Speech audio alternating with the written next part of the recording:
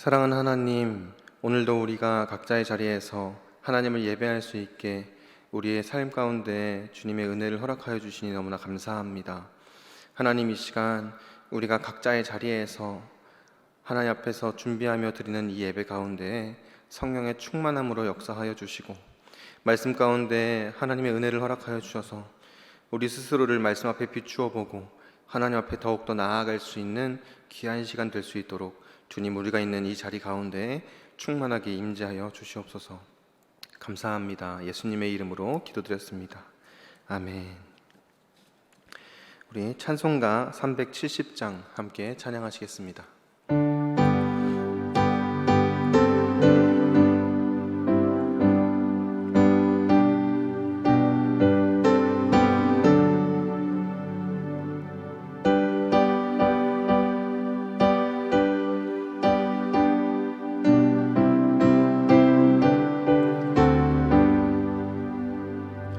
주 안에 있는 나에게 단 근심이 있으랴. 십자가 밑에 나가 내 짐을 풀었네. 주님을 찬송하면서 할렐루야 할렐루야. 내 앞길 멀고 험해도 나 주님만 따라가리. 그 두려움이 변하여 내 기도 되었고 전날의 한숨 변하여 내 노래 되었네. 주님을 찬송하면서 할렐루야 할렐루야.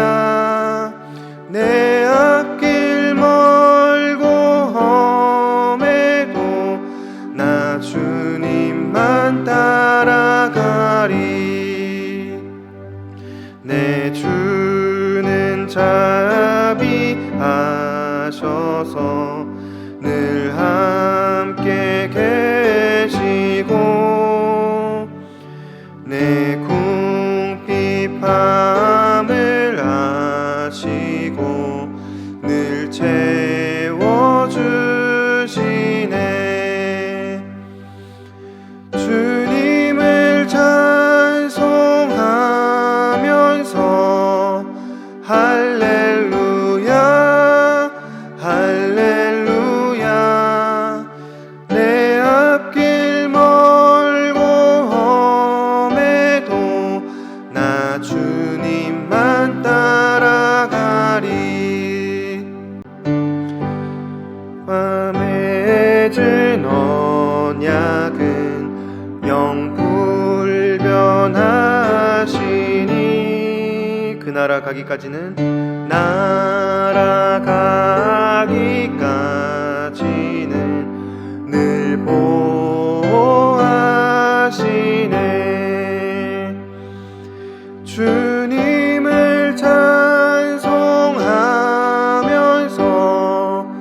할렐루야 할렐루야. 내 앞길 멀고 험해도 나 주님만 따라가리. 아멘. 오늘 우리에게 주신 하나님의 말씀은 창세기 14장 13절부터 24절까지의 말씀입니다. 구약성경 17페이지에 있는 창세기 14장 13절부터 24절까지의 말씀을 우리가 한 목소리로 합독하도록 하겠습니다. 우리 각자의 자리에서 예배를 드리실 때에도 성경책을 펼쳐서 함께 말씀을 보면서 읽고 하나님께 예배할 수 있었으면 좋겠습니다. 창세기 14장 13절부터 24절까지의 말씀을 봉독하도록 하겠습니다.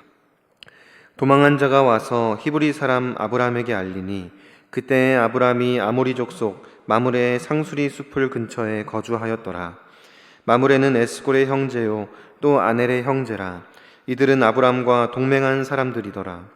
아브람이 그의 조카가 사로잡혔음을 듣고 집에서 길리고 훈련된 자 318명을 거느리고 단까지 쫓아가서 그와 그의 가신들이 나뉘어 밤에 그들을 쳐부수고 다메섹 왼편 호박까지 쫓아가 모든 빼앗겼던 재물과 자기의 조카 롯과 그의 재물과 또 부녀와 친척을 다 찾아왔더라.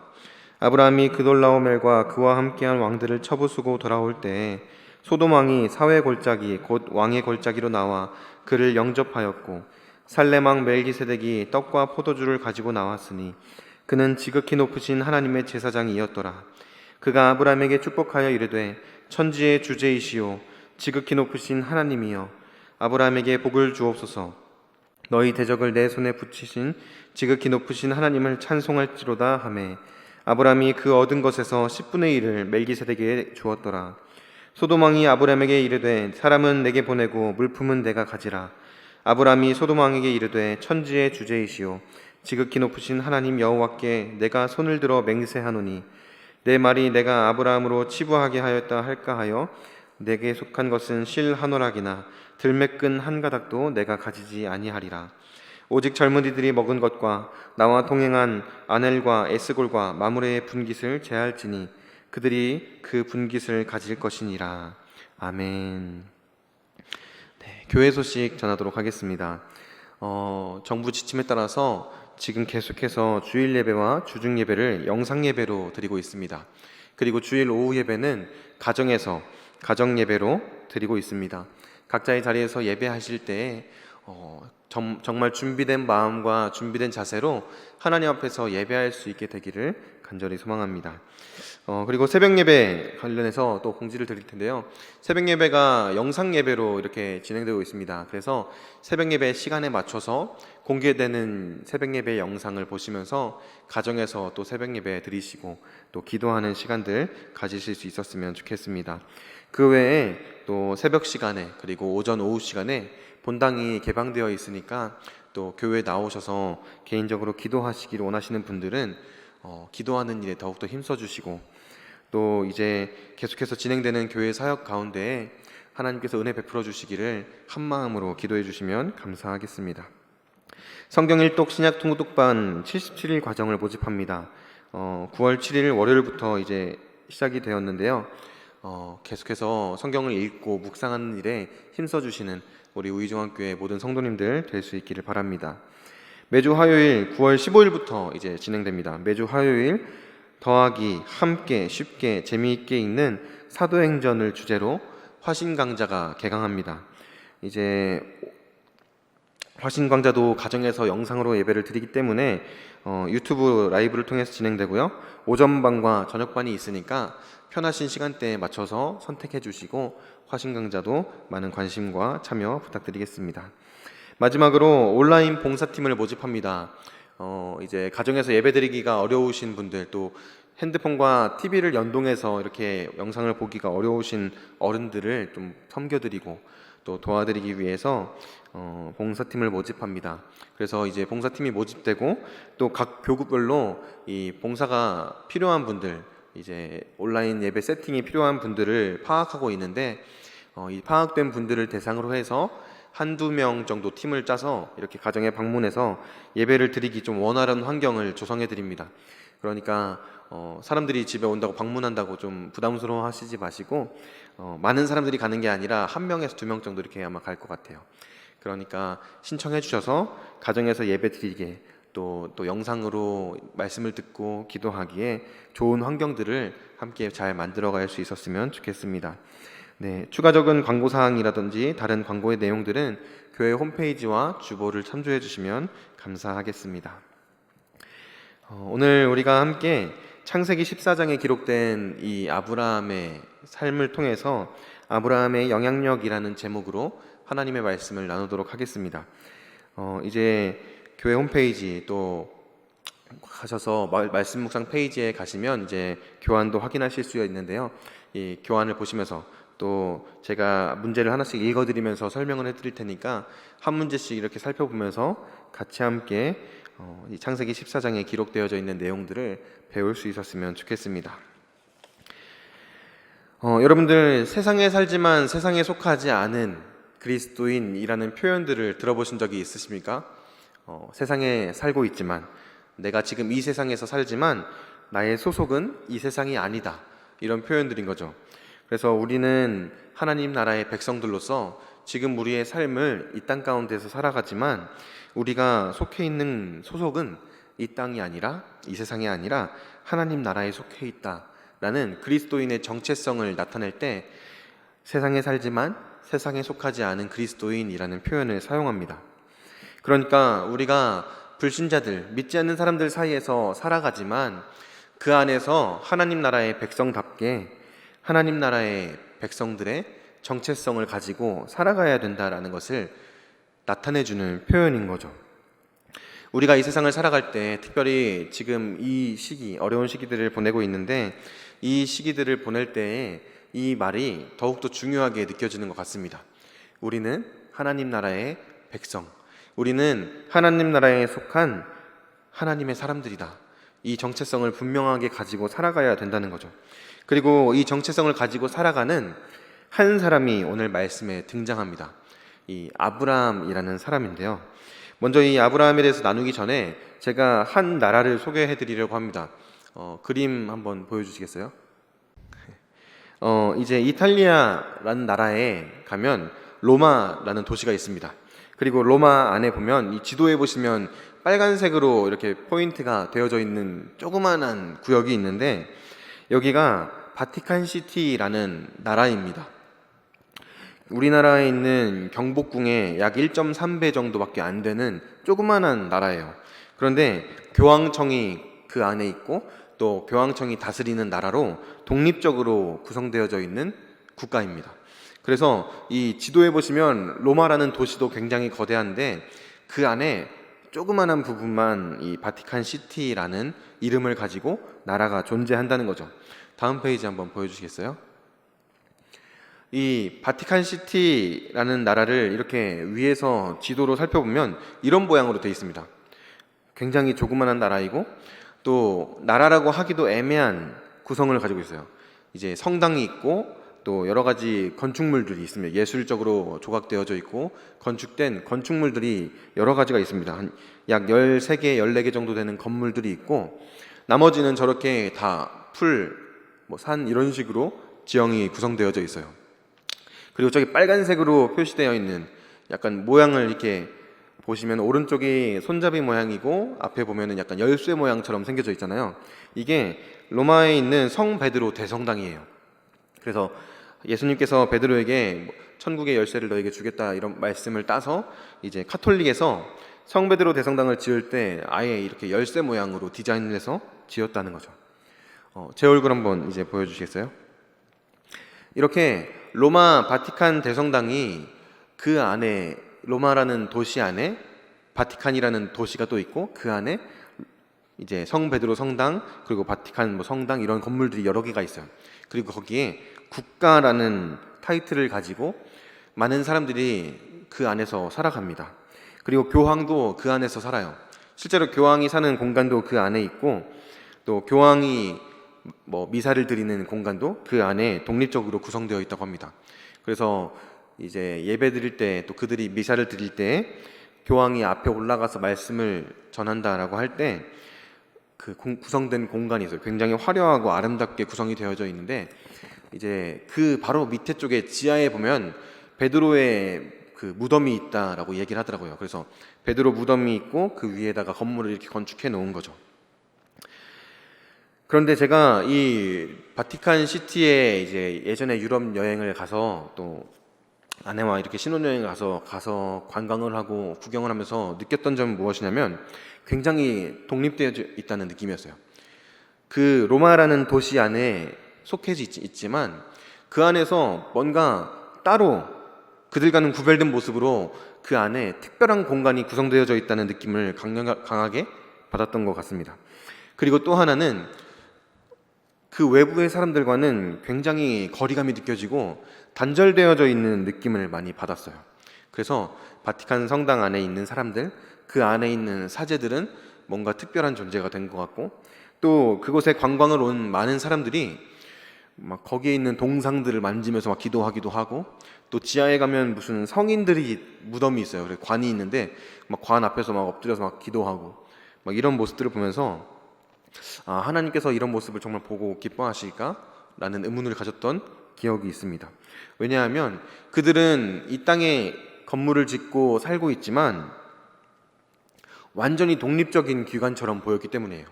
사람들과는 완전히 단절되어 있고 거리감을 두고 있고 우린 뭔가 특별해, 우린 뭔가 달라, 이런 모습으로 사는 것이 피부로 와닿을 정도로 느껴졌기 때문이에요. 하나님께서 원하시는 삶이 과연 이런 것일까? 하나님께서 말씀하시는 거룩한 삶, 구별된 삶이라는 것이 과연 이런 것일까라는 생각을 해보게 됐던 경험이 있습니다. 그런데 오늘 말씀에 보니까 이 아브라함이라는 사람, 하나님께서 부르셔서 특별하게 택하시고 하나님과 언약을 맺은 삶을 살았던 이 아브라함이라는 사람의 삶은 그런 삶이 아니었다는 것을 말씀을 통해서 발견할 수 있었습니다. 아브라함은 불신자들 틈에서 살았지만 그 안에서 그들과 굉장히 좋은 관계를 맺고 살았습니다. 불신자들 틈에서 세상을 살았지만 하나님의 사람으로 하나님의 사랑을 가지고 그들과 관계를 맺고 그들에게 선한 영향력, 말 그대로 좋은 영향력을 끼치면서 살았던 사람이 바로 오늘 말씀에 기록된 아브라함이라는 사람인 거죠. 이 아브라함의 삶을 통해서 우리가 이 세상을 어떻게 살아가야 할 것인지를 한번 고민해보고 또 우리 스스로를 돌아볼 수 있었으면 좋겠습니다. 방금 전에도 말씀드렸던 것 같이 아브라함은 그 당시에 자신이 살던 지역에 있는 사람들과 또 굉장히 좋은 관계를 맺으면서 살았던 것 같습니다. 1번 문제를 보시면 복의 근원인 아브라함은 어디서 누구와 동맹을 맺고 살았습니까? 라는 질문을 하고 있습니다. 이 13절 말씀에 보니까 도망한 자가 와서 히브리 사람 아브라함에게 알리니 그때에 아브라함이 아모리 족속 마므레 상수리 숲을 근처에 거주하였더라. 마므레는 에스골의 형제요 또 아넬의 형제라. 이들은 아브라함과 동맹한 사람들이었더라. 아멘. 이런 말씀이 있습니다. 마므레, 에스골, 아넬이라는 족장들이 있는데 그들과 아브라함이 동맹 관계였다는 거죠. 이제 정치적으로도 동맹을 맺고 있을 수도 있고 또 관계가 굉장히 좋았기 때문에 서로가 서로를 돕고 협력하는 관계에 있었다는 것을 동맹한 사람이라고 이렇게 한마디로 표현하고 있는 것 같아요. 아브라함은 이방인이었습니다. 이 가나안 땅 민족들에게 있어서. 그리고 굉장히 외롭고 쓸쓸한 인생을 살 만한 사람이었어요. 하나님께서 부르셨기 때문에 어디로 가야 할지도 모르고 떠났어요. 그리고 하나님께서 약속하신 땅, 가나안이라는 땅에 들어가서 이방인으로서 삶을 살았습니다. 그가 평생을 살아보지 않았던 삶, 그리고 살아보지 않았던 문화 속에서 들어가서 살기 시작했다는 거예요. 굉장히 힘들고 어려운 일들도 많았을 텐데 그 안에서 그가 만나는 사람들과 굉장히 좋은 관계를 맺고 그가 그 지역사회 가운데에서 굉장히 좋은 사람으로 평판이 나고 선한 영향력을 끼치는 사람이 되었다는 것을 13절 말씀에서 이렇게 보여주는 겁니다. 그 지역에 있는 족장들과 동맹을 맺고 함께 돕고 협력하는 삶을 살았다는 것, 그것을 통해서 아브라함이 어떤 삶을 살았는지를 보여줍니다. 바티칸시티에 있는 사람들은 그 지역에 있는 사람들과 이렇게 아브라함처럼 돕고 협력하는 모습으로 살고 있지 않았어요. 우리 교회가 이 지역사회 가운데서, 특별히 우리 의중앙교회가 이 지역 가운데에서 교회로서 올바르게 역할을 하면서 살기 위해서 우리는 어떤 모습으로 살아가야 하는지를 다시 한번 점검해 볼 수 있었으면 좋겠습니다. 교회에서 이웃사랑 봉사를 하고 반찬 나눔 봉사를 하고 하는 것들이 무엇 때문일까요? 그것이 하나님께서 기뻐하시는 모습이기 때문이에요. 그것이 하나님께서 말씀하신 대로 하나님의 사랑을 나누고 실천하는 삶이기 때문이에요. 그런 일들에 우리 교회가 힘쓰고 있다는 모습은 굉장히 좋은 거죠. 그리고 우리 각자, 우리 우이중학교 성도님들 한 사람 한 사람들이 그런 삶을 더 적극적으로 살아갈 수 있게 되기를 바랍니다. 그래서 아브라함이 그랬던 것처럼 주변에 있는 사람들과 서로 돕고 협력하는 삶을 사는 거예요. 내가 어려운 일들이 있을 때 그들이 나를 도와주고, 그들이 어려움을 겪고 있을 때 내가 나서서 그들의 힘듦과 어려움들을 해결하기 위해서 도와주는, 함께하는 그런 삶을 살아가는 거죠. 그렇게 선한 영향력을 끼치고 좋은 평판을 받으면서 아브라함은 살았습니다. 그렇게 살고 있는 가운데 아브라함에게 한 가지 안타까운 소식이 들려옵니다. 그의 조카 롯이 포로로 끌려갔다는 소식을 듣게 돼요. 이번 문제에 보시면 아브라함은 조카 롯의 소식을 듣고 어떻게 반응했습니까? 라는 질문이 있습니다. 14절에 보시면 아브라함이 그의 조카가 사로잡혔음을 듣고 집에서 길리고 훈련된 자 318명을 거느리고 단까지 쫓아갔다라고 말합니다. 아브라함이 조카의 소식을 듣고 바로 자신의 집에서 길리고 훈련된 자들을 이제 모집하기 시작해요. 같이 자기 집에 있는 사병들을 소집한 거죠. 여기서 길리고 훈련됐다라는 단어를 자세히 살펴보면 말 그대로 아브라함의 그 가정 안에서 태어나서 자라난 사람들, 아브라함의 영향력 안에서 교육받고 훈련받은 사람들이라는 의미를 가지고 있습니다. 그런데 여기서 한 가지 생각해 볼 것은 아브라함의 집에서 길리고 훈련된 자들이 아브라함의 고향 땅에서부터 따라온 사람들만 있지는 않았을 거라는 거예요. 애굽에서 아브라함과 함께 왔던 사람들도 있을 것이고, 또 가나안 땅에 살면서 아브라함의 영향력 안에 들어왔던 사람들도 있었을 것입니다. 이방인들도, 모든 주변에 있는 사람들이 아브라함의 집에서 살면서 또 그 안에서 태어나고 자라고 교육받고 훈련된 자들이 아브라함을 어떻게 생각하고 대하는지를 이 말씀에서 한번 볼 수가 있습니다. 길리고 훈련된 자 318명을 소집합니다. 그리고 그들과 함께 롯을 구하기 위해서 떠나갑니다. 지난주에도 우리가 말씀을 통해서 살펴봤던 것처럼 롯이 소돔 땅에 전쟁이 일어나서 잡혀갔을 때 롯을 포로로 잡아간 사람들은 그냥 일개 부족장, 어떤 소수의 집단이 아니었어요. 여러 나라의 왕들이 연합해서 전쟁을 벌였고 그 가운데서 롯이 포로로 잡혀서 끌려갔다는 거예요. 그 소식을 들었던 아브라함은 주저함 없이 자신의 집에 있는 사람들을 모읍니다. 그리고 함께 롯을 구출하기 위해서 떠나가는 거죠. 이 318명이라는 숫자를 볼 때 여러 왕들과 싸우기에는 굉장히 적은 숫자라는 것을 우리는 알 수 있습니다. 소수로 구성된 사람들이고 그들이 전쟁을 벌였을 때 살아서 돌아올 수 없을 거라는 생각도 아마 했을지 모릅니다. 그런데 아브라함이 가자 하니까 그들은 주저함 없이 아브라함의 말을 순종하고 따라갑니다. 아브라함의 집에서 태어나고 자라고 교육받고 훈련된 자들이 아브라함을 어떻게 생각하고 있는지를 단적으로 보여주는 예시예요. 아브라함의 영향력이 굉장했다는 거죠. 그리고 그들은 아브라함을 무조건적으로 신뢰할 정도로 아브라함을 믿고 따랐습니다. 아브라함이 평소에 어떤 모습으로 살았는지가 여기서 드러나는 거예요. 하나님의 사람으로서, 그리스도인으로서 아브라함은 하나님의 말씀에 순종하는 삶을 살았고 그 가정 안에 있는 자들을 교육하고 양육할 때에도 하나님의 말씀을 가르치고 하나님의 말씀대로 그들을 양육했을 겁니다. 그리고 하나님 나라의 가치관을 그들에게 심어줬을 거예요. 우리는 비록 적고 소수지만 이 전쟁에서 하나님께서 우리와 함께 하실 것이다. 그렇게 그들에게 말을 하자 그들은 주저함 없이 아브라함의 말을 듣고 하나님을 신뢰함으로 나아갔던 겁니다. 우리가 우리 가정에서 자녀들을 양육할 때, 또 우리 교회에서 다음 세대들을 양육할 때 무엇을 붙들고 그들을 가르치고 양육해야 할지를 한번 생각해 볼 수 있었으면 좋겠어요. 아이들을 양육할 때, 또 우리 다음 세대, 차세대 비전학교 아이들을 가르칠 때 하나님의 말씀을 바르게, 온전하게 그들에게 가르쳐야 한다는 거예요.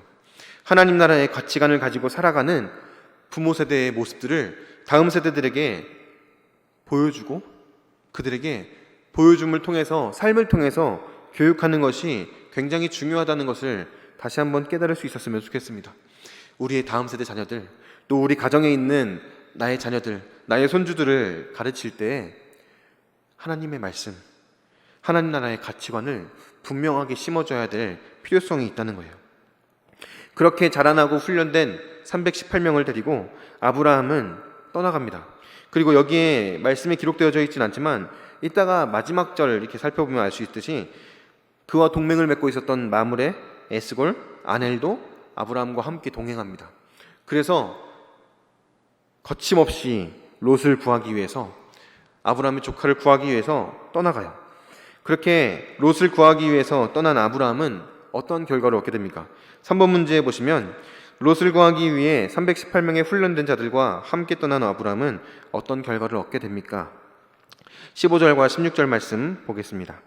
그와 그의 가신들이 나뉘어 밤에 그들을 쳐부수고 다메섹 왼편 호박까지 쫓아가 모든 빼앗겼던 재물과 자기의 조카 롯과 그의 재물과 또 부녀와 친척을 다 찾아왔더라. 아멘.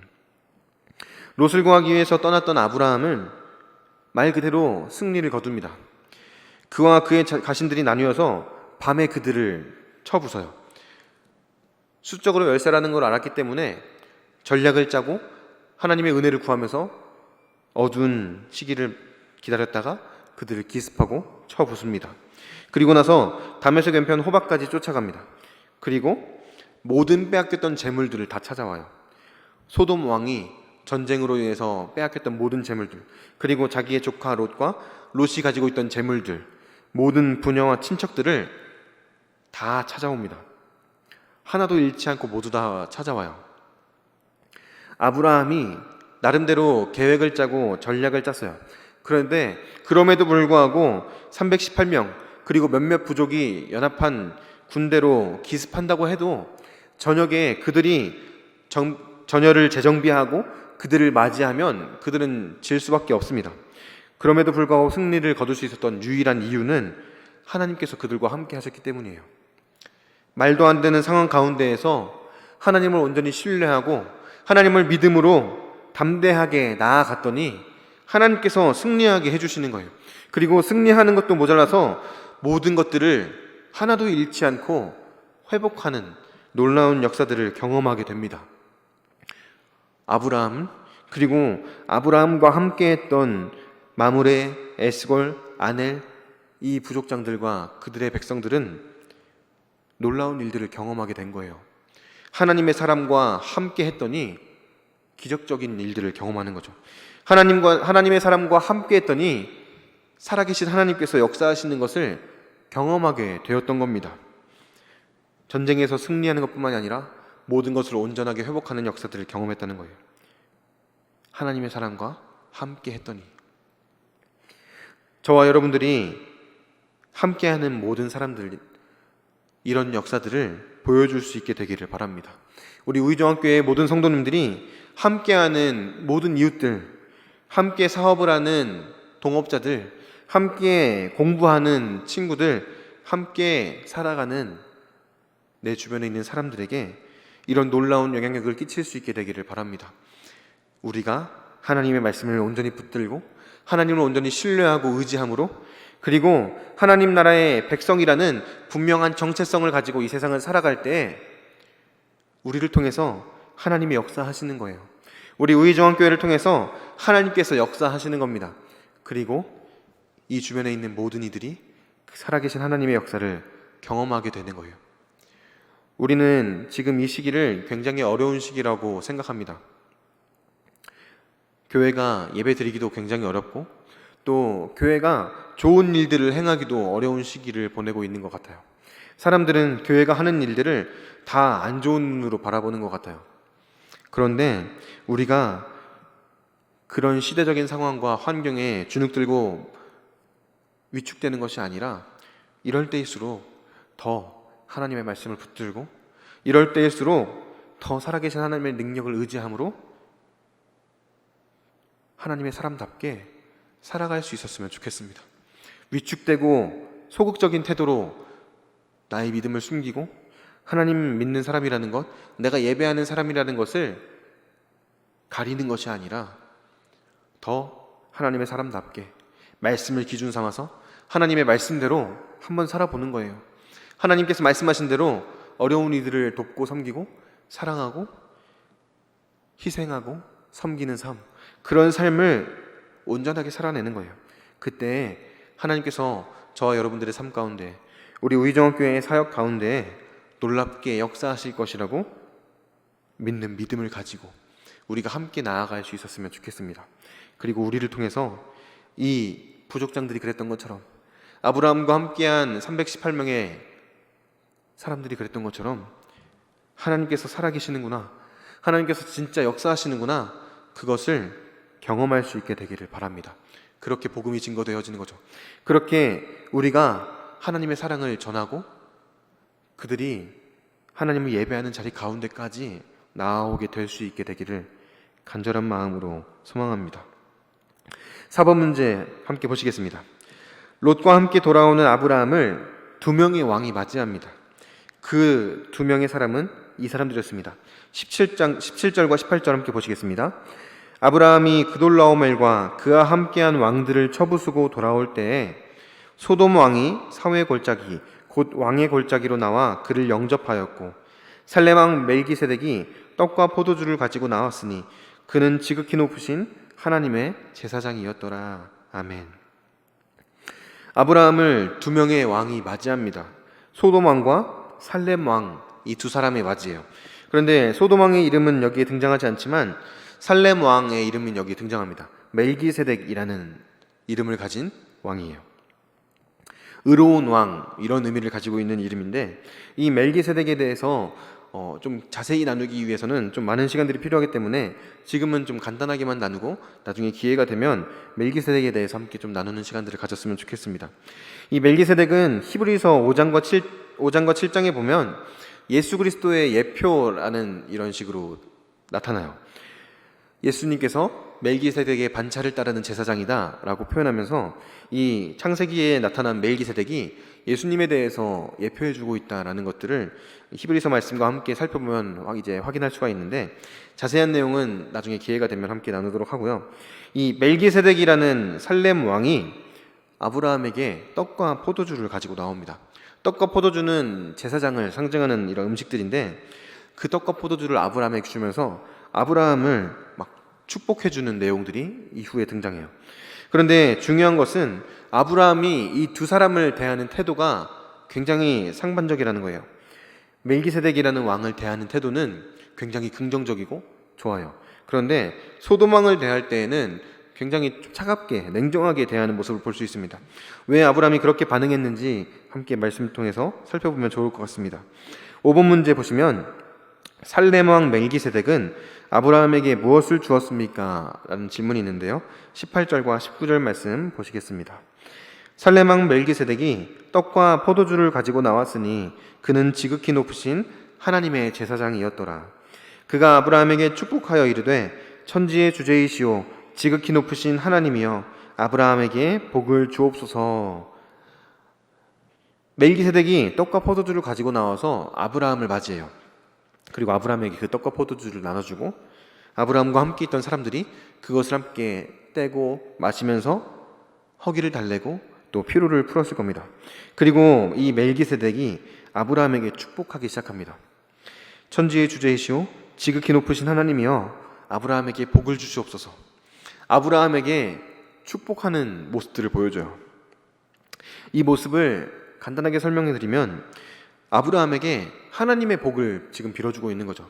하나님 나라의 것을 아브라함에게 채워주고 있는 거예요.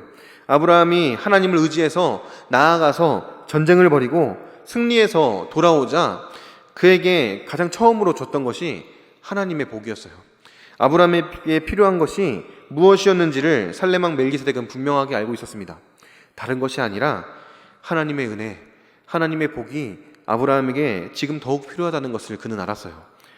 그래서 아브라함에게 떡과 포도주를 주면서 위로하고 그를 축복해 주는 거예요. 아브라함에게 필요한 것이 하나님께서 주시는 은혜, 하나님께서 주시는 위로, 하나님께서 함께 하심, 그것이었기 때문입니다. 저와 여러분들에게도 동일해요. 우리가 이 세상을 살아갈 때 우리에게 필요한 것이 무엇입니까? 우리에게 가장 필요한 것이 무엇입니까? 하나님의 은혜죠. 하나님께서 우리와 함께 하심을 다시 경험하고 확인하고 하나님께서 우리에게 주시는 놀라운 은혜들을 매 순간 누리면서 살아가는 것, 그게 저와 여러분들에게 가장 필요한 것입니다. 아브라함은 그것을 알았고 그랬기 때문에 멜기세덱이 그에게 이렇게 축복하고 포도주와 떡을 주면서 그를 위로해 줄 때 감사함으로 그것을 받습니다. 그리고 반응하기 시작해요. 자신이 가지고 있는 것 중에 10분의 1, 11조를 드리겠다라고 하나님 앞에 나아갑니다. 하나님께서 주신 은혜에 감사함으로 반응하는 거예요. 그런데 이와 반대로 소돔 왕은 아브라함에게 다른 것을 제시합니다. 그리고 아브라함은 또 다른 반응을 보여요. 6번 문제 보시면 소돔 왕은 아브라함에게 감사를 표현하며 어떻게 말했습니까? 라는 질문이 있습니다. 21절에 보시면 소돔 왕이 아브라함에게 이르되 사람은 내게 보내고 물품은 내가 가지라. 지금 아브라함은 소돔 왕이 전쟁을 위해서 약탈당하고 빼앗겼던 재물들을 그대로 가져왔습니다. 그리고 포로로 끌려왔던 많은 사람들을 그대로 다시 구해서 돌아오는 거예요. 그런데 소돔 왕이 아브라함에게 이렇게 말해요. 사람들은 다 줘도 돼. 다 주고 재물들은 다 네가 가져. 괜찮아. 재물들은 네가 다 가져도 돼. 그렇게 이야기하는 거예요. 소돔 왕이 생각했을 때 아브라함이 원하는 것, 아브라함에게 필요한 것은 재물이었기 때문이에요. 세상 사람들이 바라볼 때에 아브라함이 원하는 것, 아브라함에게 가장 필요로 하는 것, 가장 중요한 것은 다른 것이 아니라 재물이었습니다. 이 세상을 살아가는 저와 여러분들을 세상 사람들, 불신자들이 바라볼 때에도 똑같이 생각해요. 가장 필요한 것, 가장 중요한 것은 돈이다. 이들에게 가장 필요한 것은 돈이야. 이들에게 가장 중요한 것은 돈일 거야. 우리와 별반 다를 것이 없을 거야. 그렇게 똑같이 생각하고 우리에게도 그렇게 이야기해요. 어떻게 하면 돈을 더 많이 벌 수 있을지, 어떻게 하면 더 성공한 삶을 살 수 있을지, 어떻게 하면 더 높은 곳으로 올라갈 수 있을지, 그것을 나누고 이야기합니다. 우리가 만나는 대다수의 불신자들은 그렇게 우리에게 다가오는 거예요. 그리고 안타깝게도 많은 한국교회의 성도들이 그 반응에, 그렇게 다가오는 호의에 넘어지고 말아요. 물질, 재물이 나에게 가장 중요한 거야. 그런 인식을 가지고 어떻게 하면 내가 더 많이 벌 수 있을까? 어떻게 하면 내가 더 많은 것들을 끌어모을 수 있을까? 어떻게 하면 한 방으로 인생을 역전할 수 있을까? 그것이 우리들의 삶의 중심에 들어오게 된다는 거예요. 아브라함은 그와는 달랐습니다. 아브라함은 우리가 어떻게 살아가야 할지를 분명하게 보여줘요. 우리가 어떤 물질관을 가지고 어떤 재물관을 가지고 살아야 할지를 아브라함은 분명하게 보여줘요. 소돔 왕의 호의에 아브라함은 이렇게 반응합니다. 7번 문제 보시면 소돔 왕의 호의에 아브라함은 어떻게 반응했습니까? 22절과 23절 보시겠습니다. 아브라함이 소돔 왕에게 이르되 천지의 주제이시오 지극히 높으신 하나님 여호와께 내가 손을 들어 맹세하노니 내 말이 내가 아브라함으로 치부하게 하였다 할까 하여 내게 속한 것은 실 한 오락이나 들매끈 한 가닥도 내가 가지지 아니하리라. 멜기세덱이 했던 반응과는 굉장히 상반되게 냉정하고 차갑게 아브라함이 반응합니다. 하나님 앞에 맹세하는 거예요. 천지의 주제이시오 지극히 높으신 하나님 여호와께 맹세하노니 내 말이 내가 아브라함으로 치부하게 하였다 할까 하여 내게 속한 것은 실 한 오락이나 들매끈 한 가닥도 가지지 않겠다. 먼지 티끌 하나도 내가 가지지 않겠다. 다 그냥 그대로 가져가라. 나 다 너에게 돌려주겠다라고 말하는 거예요. 아브라함으로 치부하게 하였다 할까 뭐 이런 표현인데, 이걸 쉽게 말하면 나중에 뒷말할까, 나중에 뒤에서 야 아브라함이 내가 줘서 내가 이렇게 베풀었기 때문에 부자가 된 거야. 아브라함이 돈을 좋아하더라. 아브라함이 물질 준다고 하니까, 재물 준다고 하니까 아주 좋아서 받아가더라. 그런 말들, 뒤에서 아브라함을 비난하고 아브라함을 판단하고 정죄하는 모습들, 그런 것들이 일어날까봐, 그리고 더 나아가서 그것들을 통해서 하나님의 이름이 욕보일까봐 아브라함은 지금 이렇게 냉정하게 반응하는 겁니다. 야, 쟤 하나님 믿는다면서 돈 주니까 좋아하더라. 야, 쟤 교회 다닌다고 하는데 돈 하니까 우리랑 똑같아. 그렇게 하나님의 이름을 욕되게 할까봐, 그렇게 나를 비난할까봐 먼지 하나도 내가 너 갖지 않겠다 하고 다 돌려줘요. 아브라함에게 중요한 것은, 아브라함이 중요하게 여기는 것은 물질이 아니었어요. 재물이 아니었어요. 앞에서 보여줬던 것과 같이 하나님의 은혜가 아브라함에게는 가장 소중했습니다. 하나님의 이름을 욕되게 하지 않기 위해서 하나님의 은혜가 나에겐 가장 중요하다는 것을 분명하게 보여주기 위해서 아브라함은 지금 소돔 왕에게 이렇게 이야기하는 거예요. 됐다. 필요 없다. 가지지 않겠다. 저와 여러분들이 아브라함과 같이 중요한 선택의 순간이 왔을 때 하나님을 선택할 수 있게 되기를 바랍니다. 우리가 세상에 살아가다 보면, 또 사회생활하고 사업을 하고 일을 하다 보면 물질이 굉장히 중요한 것을 많이 깨달아요. 중요하죠. 물질을 잘 벌고 잘 모으고 그것들을 선하게 활용하는 게 중요해요. 그런데 이 세상을 살아가면서 세상 사람들과 함께 어울리고 그들의 가치관을 받아들이고 그들과 함께 비슷한 모습으로 살아가다 보면 내가 이것을 잘 선하게 활용하고 사용하는 것보다 어떻게 하면 내가 이걸 더 많이 모을까? 어떻게 하면 내가 부자가 될 수 있을까? 거기에 우리의 관심이 집중되게 되는 거예요. 아브라함도 그것을 잘 알았고 그것을 잘 알았기 때문에 실수하지 않기 위해서 애초에 그것을 차단해 버리는 거예요. 아브라함의 모습을 보면서 아브라함의 주변에 있는 사람들은 또 한 번 느꼈을 겁니다. 이 사람은 조금 다르구나. 이 사람은 뭔가 다른 게 있구나. 다시 한번 거기서 느끼게 되는 거예요. 아브라함과 함께했던 3명의 족장들도 바로 옆에서 그것을 바라봅니다. 그런데 놀라운 것은 아브라함이 24절에 이렇게 말해요. 나는 받지 않고 난 필요 없다. 그런데 오직 젊은이들이 먹을 것과 나와 동행한 아넬과 에스골과 마므레의 분깃을 제할지니 그들이 그 분깃을 가질 것이니라. 그와 함께한 이들을 챙겨주는 거예요. 나는 필요 없다. 그런데 나와 함께 나를 도와서 고생한 이들에게는 이렇게 챙겨줬으면 좋겠다 라고 분명하게 이야기하는 거예요. 저와 여러분들이 함께하는 모든 이들에게 이렇게 선한 영향력을 끼칠 수 있는 사람이 되기를 바랍니다. 우리 우이중앙교회가 우리 교회와 함께하는 모든 이들에게 이런 선한 영향력을 끼칠 수 있게 되기를 바라요. 하나님 나라의 백성으로서의 정체성을 분명히 가지고 분명한 기준을 가지고 살아가는 거예요. 나에게 있어서 가장 중요한 것, 나에게 가장 필요한 것은 하나님의 은혜, 하나님께서 나와 함께 하십니다. 그것을 분명하게 세우고 이 세상을 살아가는 겁니다. 세상 사람들과 함께 살아가요. 불신자들과 함께 살아가요. 그런데 그 안에서 조금은 특별하고 조금은 다른 모습으로 하나님의 백성답게 살아가는 것, 그것이 저와 여러분들이 지금 이 시기에 추구하고 살아내야 할 삶의 모습이라는 사실을 분명히 깨달아 알 수 있게 되기를 바랍니다. 상식적으로 행동하는 거예요. 자기와 함께한 이들을 챙기고 자기가 살아가는 주변에 있는 이들을 돌보고 함께 어우러지는 모습으로 살아가는 거예요.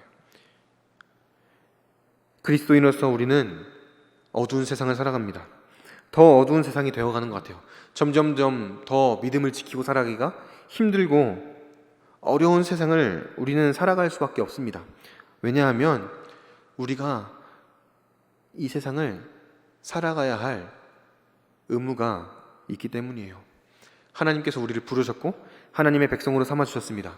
그리고 우리를 곧바로 하나님의 나라로 데려가시는 것이 아니라 이 땅에 남겨놓으신 이유가 있어요. 하나님 나라의 백성답게 이 땅에서 살면서 아직도 하나님을 알지 못하는 이들에게, 아직도 하나님의 사랑을 경험하지 못한 이들에게 그것을 경험할 수 있게 우리를 통로로 사용하시려고 이 땅 가운데 우리를 남겨놓으신 겁니다. 그 하나님의 은혜에 보답하는 마음으로, 그 하나님의 은혜에 감사하는 마음으로 우리에게 주어진 의무를 마땅하게 감당하는 저와 여러분들이 될 수 있기를 바랍니다. 우리가 있는 그 자리에서 하나님의 사람답게 하나님의 사랑을 드러내고 증거하는 삶을 살아냈으면 좋겠어요. 에베소서 5장 8절에서 9절 말씀에는 그리스도인으로서 우리가 어떻게 살아가야 할지를 이렇게 이야기합니다. 너희가 전에는 어둠이더니 이제는 주 안에서 빛이라. 빛의 자녀들처럼 행하라. 빛의 열매는 모든 착함과 의로움과 진실함에 있느니라. 전에는 어둠이었던 우리를 하나님께서 불러주셨고, 전에는 어둠 속에서 헤매이고 있던 우리를 하나님께서 건져내어 주셨습니다. 우리를 구원해 주셨고 하나님의 자녀로 삼아주시고 하나님의 백성으로 삼아주셨습니다. 그리고 하나님께서 우리를 이렇게 부르시는 거예요. 이제는 주 안에서 빛이다. 이제는 너희가 빛을 비추는 삶을 살아야 된다. 빛의 자녀들처럼 행해야 된다. 그리고 그 빛의 열매는 모든 착함과 의로움과 진실함에 있다라고 분명하게 말씀하십니다. 저와 여러분들이 어두운 시대를 살아갈 때 빛의 자녀들처럼 행하고 빛의 열매를 맺는 삶을 살아갈 수 있게 되기를 바랍니다. 모든 착함과 의로움과 진실함으로 손해보는 삶을 살아갔으면 좋겠어요. 마땅히 손해보는 삶을 살아갔으면 좋겠습니다. 내가 어떻게 하면 더 많은 것을 얻을까? 내가 어떻게 하면 더 많은 것을 취할까? 내가 어떻게 하면 편안하고 나를 이롭게 하는 삶을 살까? 그것을 바라보는 삶이 아니라, 그것을 추구하는 삶이 아니라 모든 착함과 의로움과 진실함으로 하나님께서 기뻐하시는 삶이라면 기꺼이 손해보는 삶을 감당한, 그리고 이 땅이 아니라 영원한 하나님의 나라를 바라보고 꿈꾸며 살아가는 우리 모든 우이정원교회 성도님들 다 될 수 있기를 간절한 마음으로 소원합니다. 우리 이 시간에 같이 함께 말씀을 기억하면서 기도했으면 좋겠습니다. 같이 함께 기도하실 때 우리 스스로를 돌아봤으면 좋겠어요. 나는 빛의 자녀들처럼 행하고 있는가? 나는 아브라함이 그랬던 것처럼 세상 사람들 속에서 어우러지면서 그들 안에서 선한 영향력을 드러내며 살고 있는가? 한번 점검해 봤으면 좋겠어요. 가정 안에서, 내가 사는 그 마을 안에서, 동네 안에서 빛의 자녀들처럼 살아가고 있는가? 모든 착함과 의로움과 진실함이라는 열매를 맺으면서 살고 있는가? 스스로를 돌아볼 수 있었으면 좋겠습니다. 그리고 같이 기도하실 때 하나님, 제가 빛의 자녀들처럼 살아갈 수 있도록 도와주세요. 내 안에 계신 성령 하나님, 나의 삶 가운데 역사해 주시고 내가 하나님의 백성답게 이 세상을 살아갈 수 있도록 주님 나에게 은혜를 베풀어 주시옵소서. 우리 시간에 함께 간절한 마음으로 기도하며 나아가도록 하겠습니다. 사랑하는 하나님, 하나님, 우리가 아브라함의 모습을 통해서 하나님의 사람이 어떻게 살아가야 하는지를 다시 한번 돌아보게 됩니다. 하나님의 사람이, 하나님의 백성이 이 세상에 살지만 하나님 나라의 가치관을 가지고 하나님 나라의 백성으로서의 정체성을 가지고 세상을 살아가는 것을 봅니다. 하나님, 우리가 이 세상을 살아갑니다. 불신자들이 가득한 세상, 교회가 비난받는 세상, 교회가 손가락질 받는 세상을 살아갑니다. 하나님, 우리가 이 세상을 살아갈 때 하나님의 은혜를 더욱더 바라보면서 세상의 가치관을 따라 살아가는 것이 아니라 하나님 나라의 가치관을 붙들고 세상을 힘차게 살아갈 수 있는 능력과 은혜를 더하여 주시옵소서. 그래서 우리를 통해서 하나님 나라가 확장되어지고 우리를 통해서 이 땅에 하나님 나라가 더욱더 퍼져나가는 놀라운 일들을 경험할 수 있도록 주님 은혜를 더하여 주시옵소서. 그리고 그 귀한 일에 우리 우이중앙교회를 들어 사용하여 주셔서 우이중앙교회를 통해서 이 땅에 하나님의 나라가 더욱더 확장되어지고 이 땅에 하나님의 역사가 더욱더 눈에 띄게 드러나는 놀라운 은혜들을 경험할 수 있도록 주님 역사하여 주시기를 간절히 소망합니다. 어려운 시기를 보내고 있는 우리 성도님들을 붙들어 주시고 하나님께서 능력 주셔서 또 힘 주셔서 이 시기를 잘 이겨낼 수 있도록 하나님 함께하여 주시고 우리에게 가장 필요한 것, 가장 소중한 것, 하나님의 은혜를 날마다 허락하여 주실 줄로 믿습니다. 살아계신 하나님, 하나님, 우리가 하나님의 말씀을 붙들며 나아갑니다. 하나님, 우리가 이 시간 하나님의 말씀을 기억하면서 다시 한번 하나님의 나라로 우리의 시선을 돌리게 하시고 하나님의 백성답게 올바른 가치관과 정체성을 가지고 이 세상을 살아갈 수 있도록 주님께서 은혜를 베풀어 주시옵소서. 하나님, 우리 안에 계시는 성령 하나님께서 우리를 붙들어 주시고 능력 더하여 주셔서 매일매일 하루하루를 살아갈 때 하나님과 동행하는 삶을 살고 하나님의 백성답게 빛의 자녀들답게 빛의 열매를 맺으며 살아가는 우리 우이중앙교회 모든 성도님들 다 될 수 있도록 주님 은혜를 더하여 주시옵소서. 어두운 시기를 살아가지만 우리 우이중앙교회가 이 시대 가운데 빛을 발하는 하나님의 놀라운 일들을 드러내는 귀한 통로로 쓰임받을 수 있도록 주님 역사하여 주시옵소서. 감사합니다. 예수님의 이름으로 기도드렸습니다. 아멘. 우리 이 시간에 함께 찬송가 383장 찬양하시겠습니다.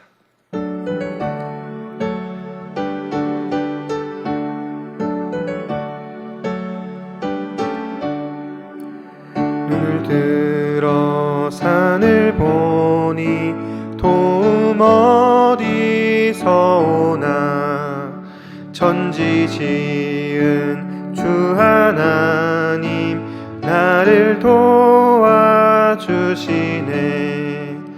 나의 발이 실족 않게 주가 깨어 지키며 택한 백성 항상 지켜 길이 보호하시네. 도우시는 하나님이 내게 그늘 되시니 낮의 해와 밤의 달이 너를 상치 않겠네. 내게 화를 주지 않고 오늘 보호하시며 너의 출입 지금부터 영영 인도하시리.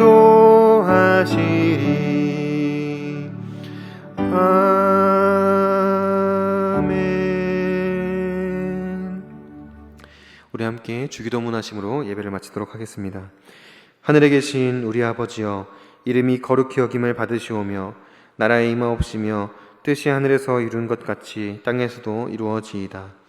오늘날 우리에게 일용할 양식을 주옵시고 우리가 우리에게 죄 지은 자를 사하여 준 것 같이 우리 죄를 사하여 주옵시고 우리를 시험에 들게 하지 마옵시고 다만 악에서 구하옵소서.